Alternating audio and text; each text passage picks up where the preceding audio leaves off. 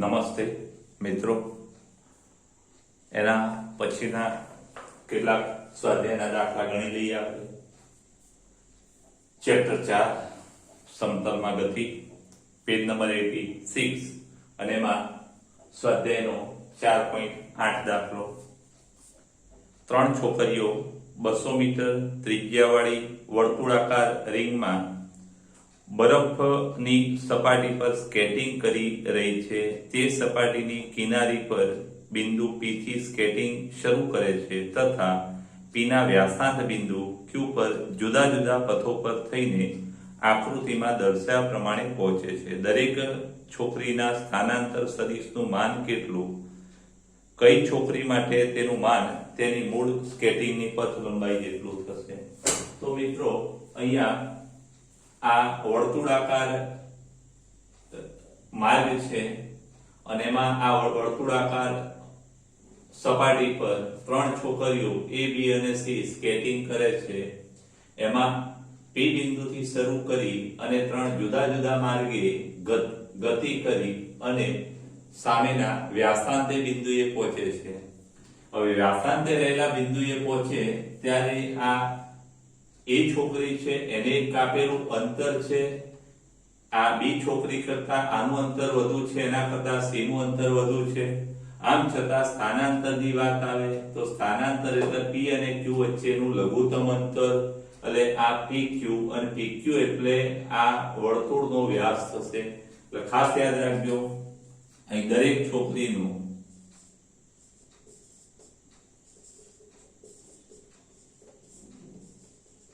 છોકરીએ કરેલ સ્થાનાંતર નું માન બરાબર શું થાય કે PQ સદિશ PQ નું માન.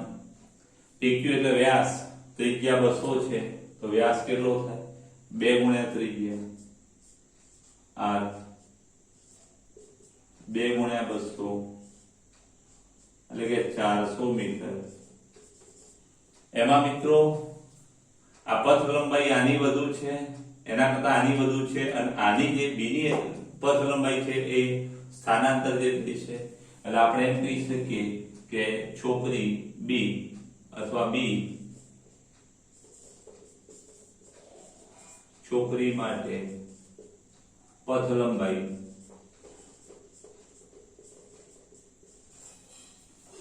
એ સ્થાનાંતરના માન જેટલી છે.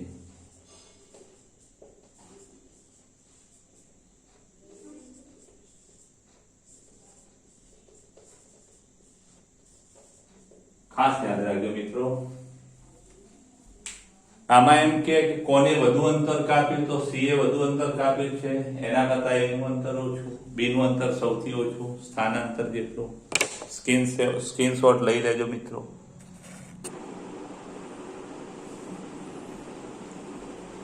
સ્વાધ્યાય 4.9 રકમ આવી છે મિત્રો કે કોઈ સાયકલ સવાર 1 કિલોમીટર ત્રિજ્યાવાળા એક વર્તુળાકાર બગીચાના કેન્દ્ર O થી ગતિ શરૂ કરે છે તથા બગીચાના કિનારા P સુધી પહોંચે છે. ખાસ યાદ રાખજો, આ કેન્દ્ર O થી ગતિ કરી બિંદુ P સુધી પહોંચ્યો કિનારા પર. ત્યાંથી તે બગીચાના પરિઘ પર સાયકલ ચલાવતા ચલાવતા QO, ત્યાંથી Q પર જાય છે, Q થી O પર,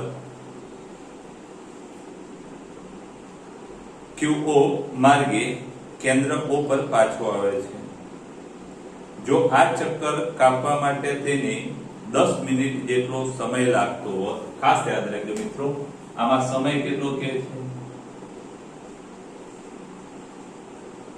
10 મિનિટ. હવે આ કિલોમીટર છે એટલે 10 મિનિટ એટલે 60 વડે ભાગો એટલે શું થઈ જશે? કલાક થશે. 1/6 કલાક. 10 મિનિટ એને કલાકમાં ફેરવીએ આપણે તો આટલો સમય લે છે. તો સાયકલ સવારનું ચોખ્ખું સ્થાનાંતર, સરેરાશ વેગ અને સરેરાશ ઝડપ. તો મિત્રો પહેલા તો ચોખ્ખું સ્થાનાંતર એ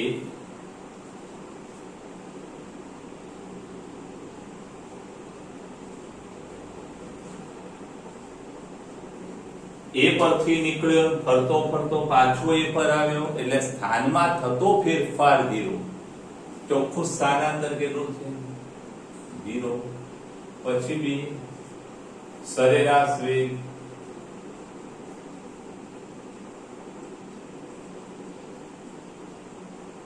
સ્થાનાંતર ભાગ્યા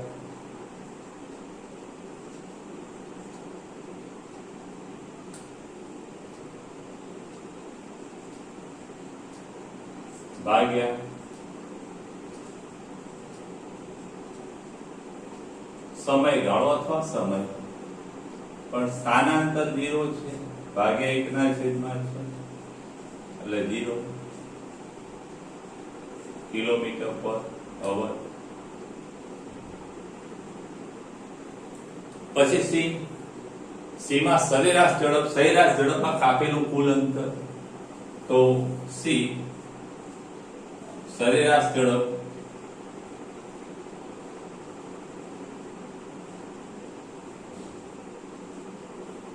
કુલ અંતર ભાગ્યા સમય.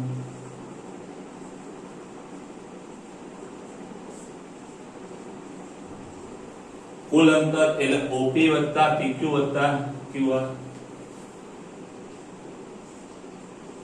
ઓપી વત્તા 4 પીક્યુ વત્તા ક્યુ અને ભાગ્યા સમયથી ઓપી 1 કિલોમીટર વત્તા, ખાસ યાદ રાખજો આ લંબાઈ કેટલી? આખા વર્તુળની લંબાઈ પરિઘ જેટલી હોય.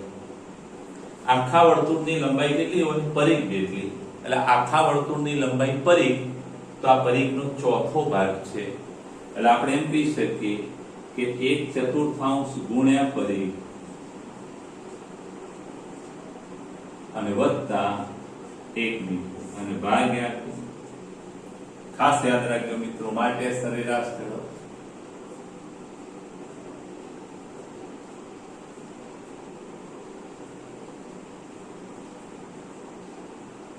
ઇઝ ઇક્વલ ટુ, અહીંયા 1 વત્તા 1 2 થઈ જશે, વત્તા 2 દુ 4 એટલે અહીંયા છેદમાં 2 દુ 4 એટલે છેદમાં 2 થાય, પાય r ભાગ્યા અને ભાગ્યા સમયગાળો t. t કેટલો છે? 1/6. હાલ આપણે t જ રાખીએ, ઇઝ ઇક્વલ ટુ 2 દુ 4 વત્તા પાયા, પાય એટલે 22/7 ભાગ્યા 2. 3.14 પણ લઈ શકાશે અને ત્રિજ્યા કેટલી છે? 1 મીટર અને ભાગ્યા t 1/6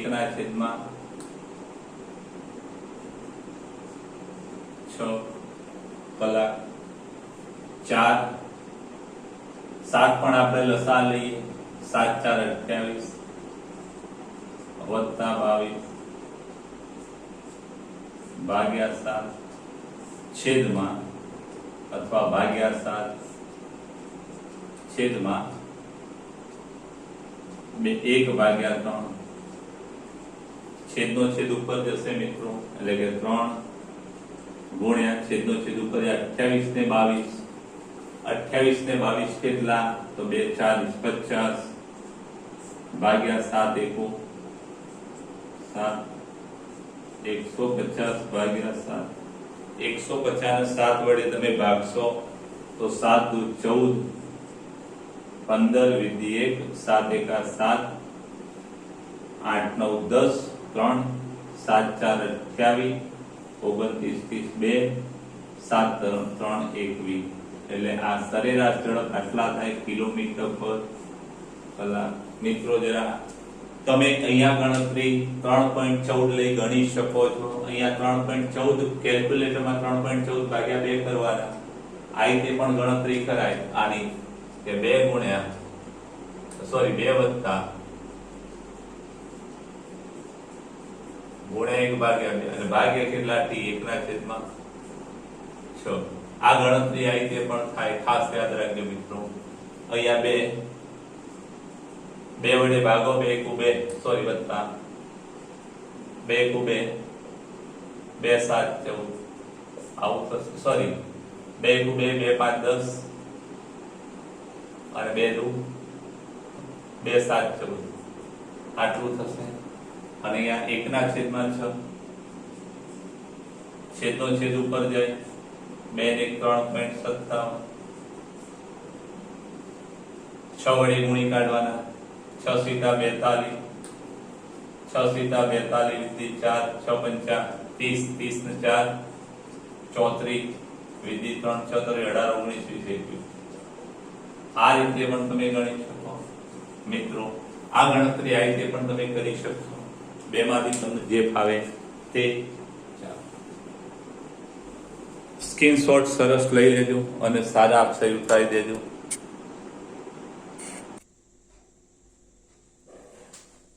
મિત્રો એક સરસ મોટો દાખલો છે જરા જોઈએ 4.10 એક ખુલ્લા મેદાનમાં એક કાર ચાલક એવો રસ્તો પકડે છે કે જે દરેક 500 મીટર અંતર બાદ તેની ડાબી બાજુ 60 ડિગ્રીના ખૂણે વળાંક લે છે એક વળાંકથી શરૂ કરી કાર ચાલકના ત્રીજા છઠ્ઠા તથા 8મા વળાંક પાસે સ્થાનાંતર શોધો આ દરેક સ્થિતિમાં કાર ચાલકની કુલ પથ લંબાઈની તેના સ્થાનાંતરના માન સાથે તુલના કરો એટલે દરેક કિસ્સામાં સ્થાનાંતર પણ શોધવાનું છે અને સ્થાનાંતર અને પથ લંબાઈની તુલના કરવાની છે તો પહેલો કયો વળાંક કીધો છે મિત્રો તો ત્રીજો વળાંક તો ત્રીજા વળાંક માટે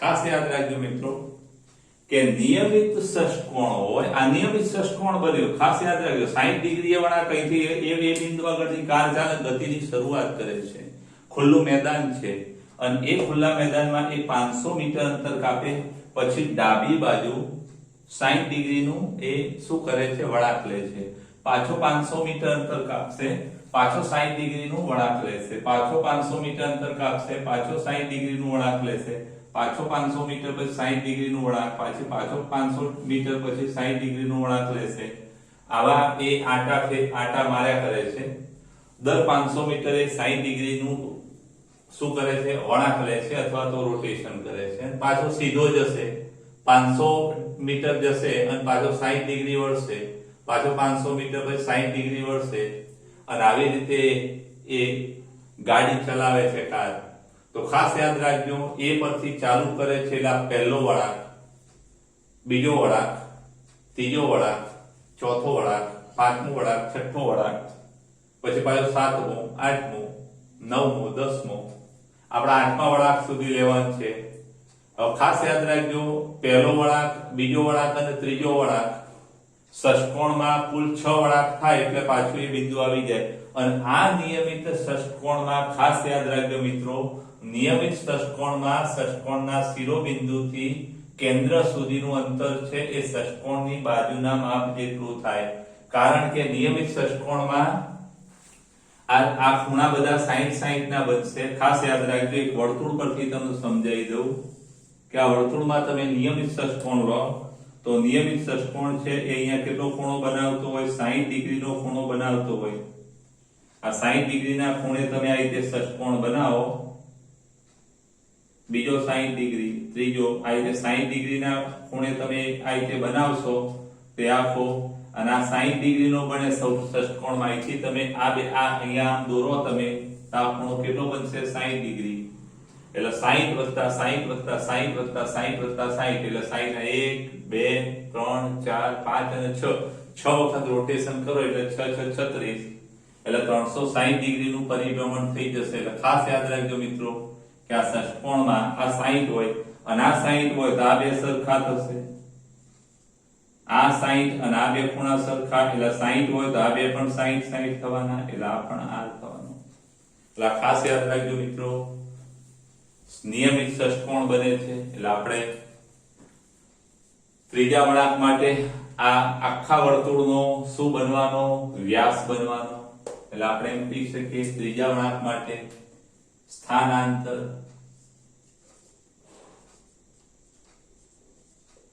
બરાબર AO વત્તા OD, AO 500 વત્તા 500,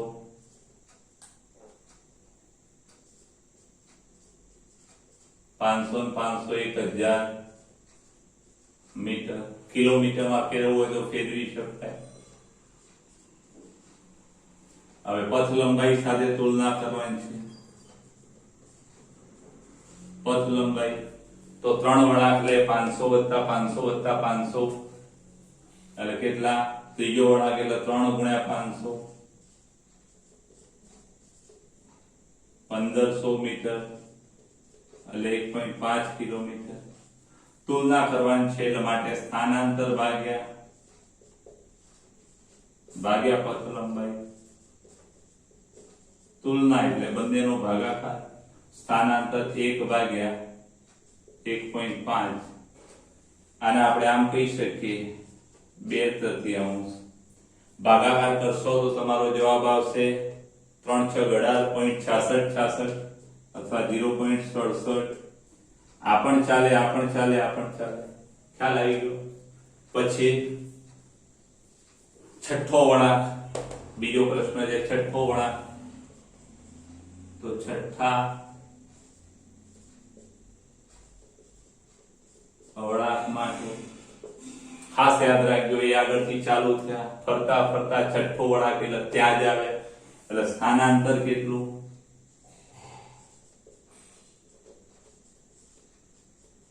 0. સ્થાનાંતર 0. હવે સ્થાનાંતર અને પથ લંબાઈનો ગુણોત્તર. પથ લંબાઈ કેટલી? તો ખાસ યાદ રાખજો મિત્રો, પથ લંબાઈ તો 6 વખત 500 થશે એટલે 6 ગુણ્યા 500 5 36 3000 એટલે કે 3 કિલોમીટર. 3000 મીટર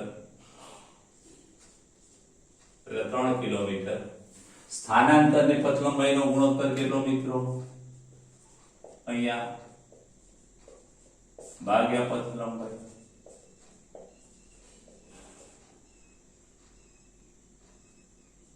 પથ લંબાઈ 0 ભાગ્યા 3000 લોક 3 લોક ની ફેર પડવાનો નથી. અને પછી આઠમો વળાંક 1 2 3 4 5 6 7 અને 8. આઠમો વળાંક એટલે તમે ખાસ યાદ રાખજો આઠમો વળાંક.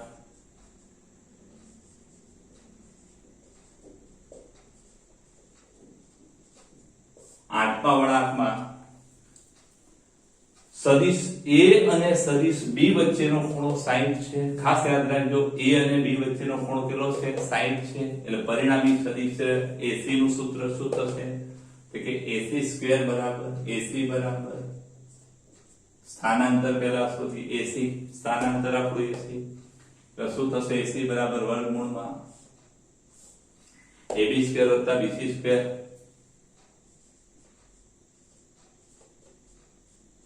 વત્તા BC² વત્તા 2AB ગુણ્યા BC cos થીટા. થીટા કેટલા? કે સદિશ આ AB અને BC વચ્ચેનો ખૂણો થીટા. તો માટે AC AB કેટલા? 500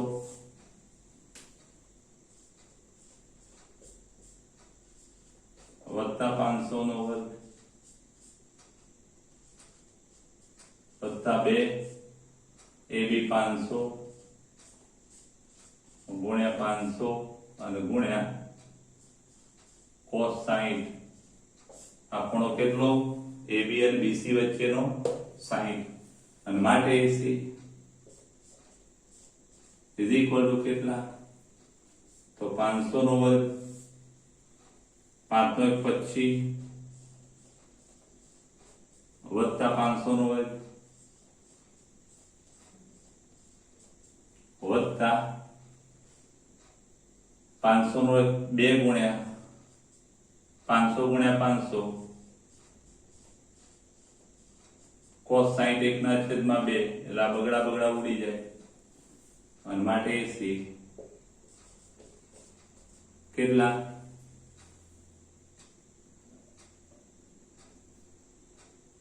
2,50,000 વત્તા 2,50,000 વત્તા 2,50,000 એટલે 3 ગુણ્યા 2,50,000 એટલે આપણે એમ કે 3 એટલે 1.73 અને આનું વર્ગમૂળ 500 થાય આપણને બધાને ખબર છે તો 500 ગુણ્યા 1.73 આ પોઈન્ટ અને મીંડા નીકળી જશે એટલે 5 3 15 વિધિ 1 7 5 35 36 3 5 5 6 7 865 થશે મીટર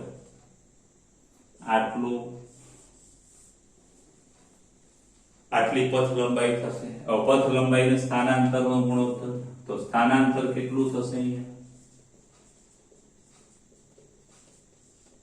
સોરી પથ લંબાઈ કેટલું થશે તો 8 વડા આખલે છે 8 ગુણ્યા 500 8 પંચા 40 4000 મીટર ખાસ યાદ રાખજો મિત્રો હવે ભાગાકાર કરી આ 65 ની જગ્યાએ કદાચ 66 હોય બહુ ચિંતા કરતા નહીં સ્થાનાંતર ભાગ્યા પથ લંબાઈ સ્થાનાંતર કેટલું આવેલું છે 865 અને પથ લંબાઈ કેટલી 4000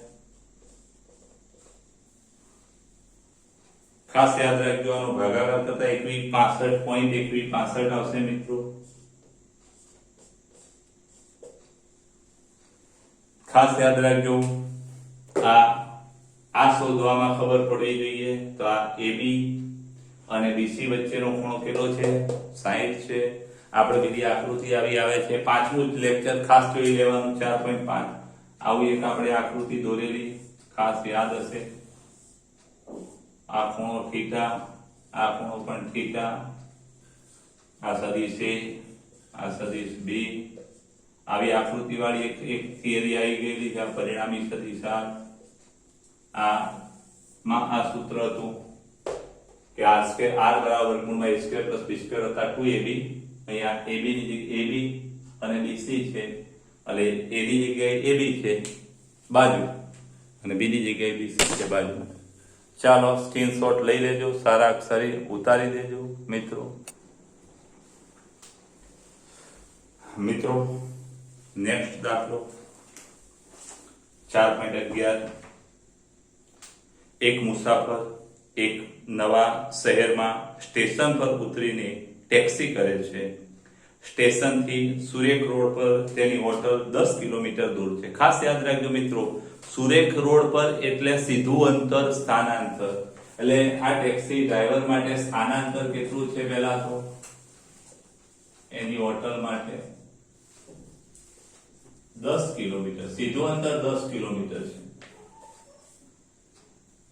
હવે ટેક્સી ડ્રાઈવર મુસાફરને 23 કિલોમીટર લંબાઈના વાંકા ચૂંકા માર્ગે 18 મિનિટમાં હોટલ પર પહોંચાડે છે એટલે પથ લંબાઈ કેટલી થાય એની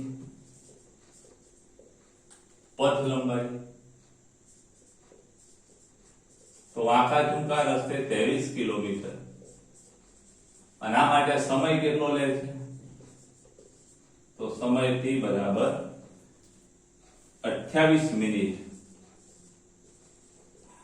28 મિનિટ એટલે 28 ભાગ્યા 60 કલાક ખાસ યાદ રાખજો મિત્રો કિલોમીટર હોય તો આપણે કિલોમીટર પ્રતિ કલાકને પસંદ કરતા હોઈએ છીએ કદાચ કોઈ મીટર પ્રતિ સેકન્ડમાં ફેરવે તો પણ કંઈ ખોટું નથી તો આપણે આ સમયગાળામાં સરેરાશ ઝડપ અને સરેરાશ વેગનું મૂલ્ય તો પહેલી વાત સરેરાશ ઝડપ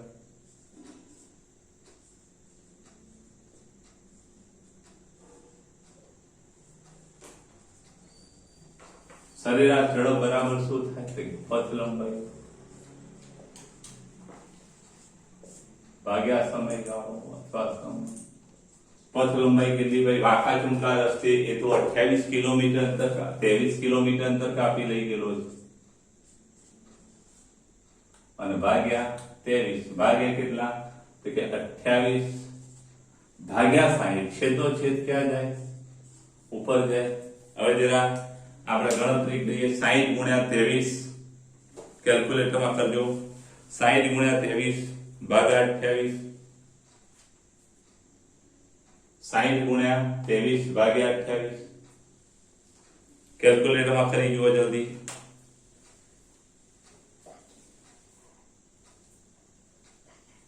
કરજો તમે કેટલો જવાબ આવે છે મિત્રો 60 ગુણ્યા 23 ભાગ્યા 28 તમારો જવાબ આવશે 49.3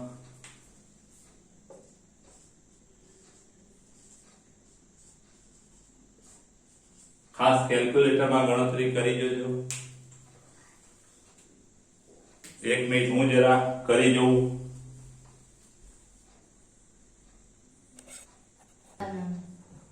મિત્રો અહીંયા પાછળ 3 ની જગ્યાએ 28 આવે છે સાર્થક અંકોમાં 28 હોય 2 8 આવો તમારો જવાબ છે કે 49.28 એટલે આ આંકડો કાઢી નાખો તો બગડાનો શું થઈ જાય તગડો થઈ જાય સાર્થક અંકોની વાત તમે ભણેલા છો ચલો અહીં સુધી તમે સમજી ગયા છો હવે નેક્સ્ટ વાત સરેરાશ વેગ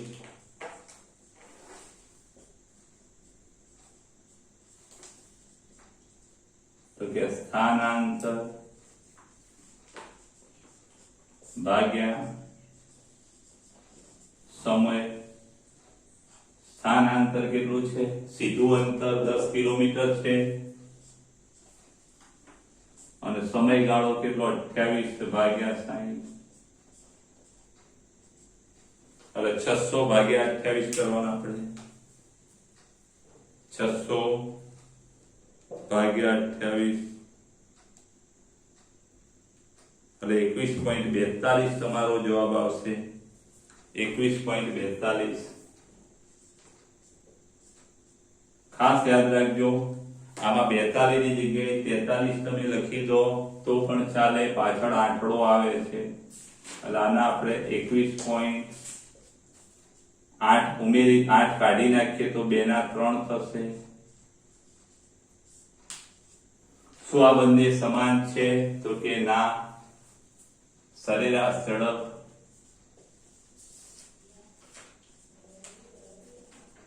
ગ્રેટર ધેન સરેરાશ છે